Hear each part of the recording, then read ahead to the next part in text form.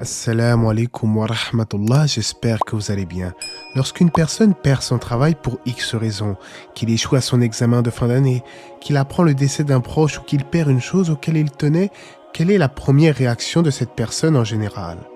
Tristesse, déception, angoisse, ça semble logique. Mais qu'en est-il du musulman et de la musulmane? Avons-nous cette pleine confiance en Allah lorsqu'une épreuve se manifeste? C'est ce que nous allons voir tout de suite après la petite intro.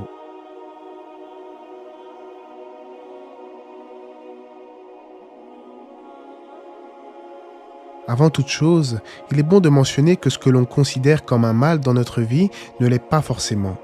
Allah dit dans le Coran dans le sens du verset, « Or, il se peut que vous ayez de l'aversion pour une chose alors qu'elle vous est un bien, il se peut que vous aimiez une chose alors qu'elle vous est mauvaise, c'est Allah qui sait alors que vous ne savez pas. » Un hadith rapporté par Muslim nous dit qu'Allah a prédestiné tout ce qui allait nous arriver 50 000 ans avant de créer les cieux et la terre, et donc le fait de s'inquiéter pour son futur n'a jamais résolu le moindre problème.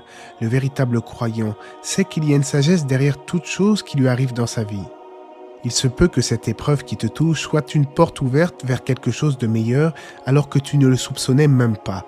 Allah dit dans le Coran à cet effet, dans le sens du verset, « Et quiconque craint Allah, il lui donnera une issue favorable et lui accordera ses dons par des moyens sur lesquels il ne comptait pas. Et quiconque place sa confiance en Allah, il lui suffit. » C'est pour ça que le serviteur se doit de multiplier l'invocation « La hawla wa la quwwata illa billah » il n'y a de force et de puissance qu'en Allah. Ceux qui placent pleinement leur confiance en Allah sont les élites de cette communauté. Allah est avec eux et ils prennent en cela le chemin des prophètes et des messagers. À cet effet, le Coran nous démontre à plusieurs reprises la patience et la foi en Allah de certaines personnalités émérites comme les prophètes, les messagers et les vertueux qui ont suivi leur exemple. Rappelez-vous lorsque Ibrahim alayhi salam a été jeté dans le feu par les polythéistes, ou quand il a reçu l'ordre d'égorger son propre fils Ismaïl, tandis qu'au dernier moment il a été remplacé d'une immolation généreuse. Citons également l'histoire de Moussa alayhi salam, lorsque sa mère fut éprouvée en devant mettre son fils dans le petit panier et le laisser à travers les rives du Nil.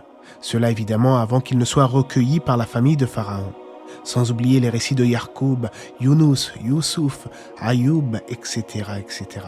À cet effet, n'hésitez pas à revenir à la playlist L'Histoire des prophètes pour pouvoir avoir accès à l'histoire d'un prophète de manière spécifique. Tous les prophètes et tous les gens de vertu faisaient preuve de patience, d'endurance et plaçaient pleinement leur confiance envers leur Créateur. À ce sujet, le prophète Mohammed alayhi salatu wassalam enseigna quelques propos bénéfiques à Abdallah ibn Abbas. Ibn Abbas relate qu'Allah l'agrée. Un jour où je me trouvais derrière le prophète, il a dit « Ô jeune homme, je vais t'enseigner quelques paroles. Préserve Allah, il te préservera. Préserve Allah et tu le trouveras devant toi. Lorsque tu demandes, demande à Allah.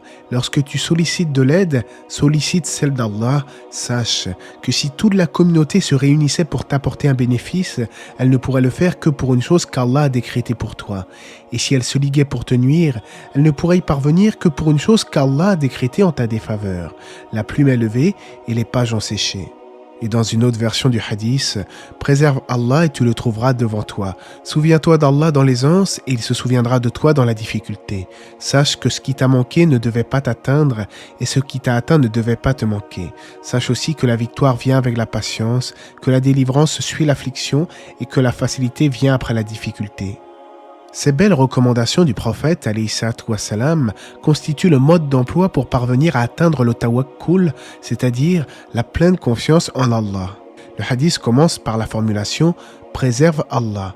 Ceci est une exhortation à respecter les limites sacrées d'Allah ainsi qu'à suivre ses ordres. Le croyant se doit de préserver sa prière et cela en des temps bien déterminés, avec assiduité et avec pleine concentration. À cet effet, le Coran nous enseigne que la prière éloigne de la turpitude et du blâmable. Le croyant se doit également de préserver les liens de parenté, les engagements et toute chose en lien avec sa spiritualité. Et si le croyant agit ainsi, le hadith poursuit en disant « Il te préservera ». En effet, celui qui préserve les limites d'Allah et observe ses droits se verra préservé par Allah parce que la récompense est toujours à la hauteur de l'acte. Celui qui se souvient d'Allah, alors Allah ne manquera pas de se souvenir de lui et de le secourir, comme l'indique le Coran. Souvenez-vous de moi donc, je vous récompenserai, remerciez-moi et ne soyez pas ingrats envers moi. Ô vous qui croyez, si vous faites triompher la cause d'Allah, il vous fera triompher et raffermira vos pas.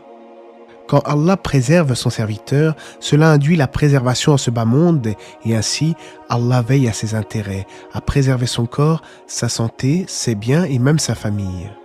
Mais celui qui délaisse Allah sera livré à son propre sort et mènera une vie pleine de gêne. Celui qui préserve Allah sera également préservé au niveau de sa religion, en ce sens qu'il se sera prémuni des ambiguïtés et des désirs de l'âme. De plus, celui qui préserve les limites sacrées d'Allah, où qu'il aille, Allah sera toujours un soutien pour lui, comme l'indique la suite du hadith que nous étudions aujourd'hui. Tu le trouveras de ton côté. Alors bien entendu, il ne suffit pas de se rappeler d'Allah uniquement lors des disgrâces, mais en tout temps, dans l'aisance comme dans la difficulté, et c'est d'ailleurs ainsi que le hadith continue. Connais Allah dans l'aisance, il te connaîtra dans la difficulté. En effet, un serviteur véritablement reconnaissant n'est jamais distrait du rappel d'Allah, et ce, même lorsque tout va bien dans sa vie. Il se tourne vers Allah, lui montre à quel point il est reconnaissant, et cela par les actes d'adoration ou même par le fait de dire Alhamdulillah au quotidien. En d'autres termes, il n'oublie jamais son Créateur. Celui qui agit ainsi, alors Allah le connaîtra dans la difficulté, répondra à ses invocations et finira même par le délivrer de l'affliction. Ne devenons donc jamais comme ceux qui ont oublié Allah, et le Coran nous dit à ce sujet, dans le sens du verset, « Et ne soyez pas comme ceux qui ont oublié Allah, Allah leur a fait alors oublier leur propre personne, ceux-là sont les pervers. » Pour résumer, celui qui a évoqué Allah dans l'aisance comme dans la difficulté, Allah l'aidera, le soutiendra et lui portera secours. Mais celui qui ne connaît que Allah dans les moments de difficulté est semblable à ces polythéistes qui n'invoquaient Allah que lorsqu'ils étaient en mer craignant de chavirer, mais une fois de retour sur la terre ferme, ils se remettaient alors à donner des associés à leur Créateur. Il est dit en ce sens dans le Coran: quand ils montent en bateau, ils invoquent Allah lui vouant exclusivement leur culte. Une fois qu'il les a sauvés des dangers de la mer en les ramenant sur la terre ferme, voilà qu'il lui donne des associés. Le hadith continue en ces termes. Lorsque tu demandes, demande à Allah. Lorsque tu sollicites de l'aide, sollicite celle d'Allah. Lorsqu'une personne demande auprès d'Allah, il l'invoque. Et l'invocation, c'est l'adoration en islam. Allah seul est capable de dissiper un mal ou de procurer un bien. Ainsi, c'est vers son Seigneur que le musulman doit se tourner en toute situation. Alors bien entendu, cela ne veut pas dire qu'il faut renier toutes les causes ici-bas. Si par exemple quelqu'un est atteint d'une maladie, il invoque Allah et se tourne vers lui.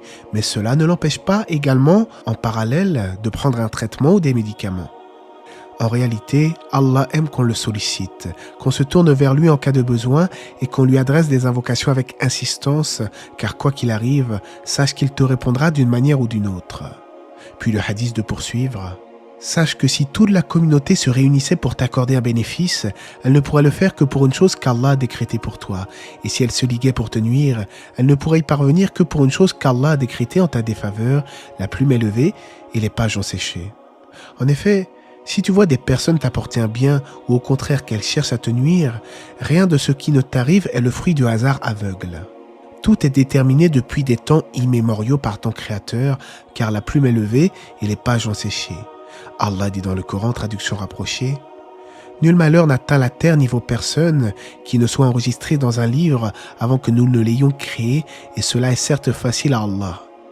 Allah a donc décrété tout ce qui allait nous arriver bien avant notre naissance. Alors pourquoi s'inquiéter de choses sur lesquelles nous n'avons aucun contrôle? Le passé est révolu. Le serviteur se doit plutôt d'aller de l'avant, de placer sa confiance en Allah concernant le reste de son existence. À noter que selon la croyance islamique, le déterminisme ne s'oppose nullement au libre arbitre, et j'avais déjà évoqué ce sujet à travers des vidéos consacrées. D'ailleurs, lorsque le prophète alayhi salatu wassalam a dit à ses compagnons que tout était déterminé, ils ont rétorqué en demandant s'il était utile d'œuvrer vu que tout est décrété au préalable. Et le prophète de répondre: œuvrez, car on facilitera à chacun la voie pour laquelle il a été créé. Même si rien de ce qui nous atteint n'échappe à la science d'Allah et à sa prédestination, le croyant se doit d'œuvrer avec son libre arbitre sans se laisser abattre par les événements. Il est plutôt confiant, serein et sait qu'il y a une sagesse derrière chacune de ces situations du quotidien. Et comme le stipulait l'autre version du hadith que nous avons cité en début de vidéo, sache aussi que la victoire vient avec la patience, que la délivrance suit l'affliction et que la facilité vient après la difficulté. Bien souvent, c'est au moment où le serviteur est submergé par la peur et désespère de voir les choses s'arranger que vient généralement la délivrance par la permission d'Allah. Le musulman base donc sa vie sur la patience face au décret divin, la confiance en son Seigneur, mais cela sans jamais négliger les causes profanes en allant toujours de l'avant avec optimisme et sérénité. Et Allah fera succéder l'aisance à la gêne. Les épreuves de la vie sont des choses inévitables dont nul n'est épargné, le croyant comme l'incroyant. Quant au croyant, s'il patiente et s'en remet pleinement à Allah, son Créateur pourra l'expier d'un péché, l'élever en degré ou même le récompenser pour sa patience face au décret. De plus, l'épreuve permet au serviteur de revenir vers Allah et au cœur insouciant de se réveiller.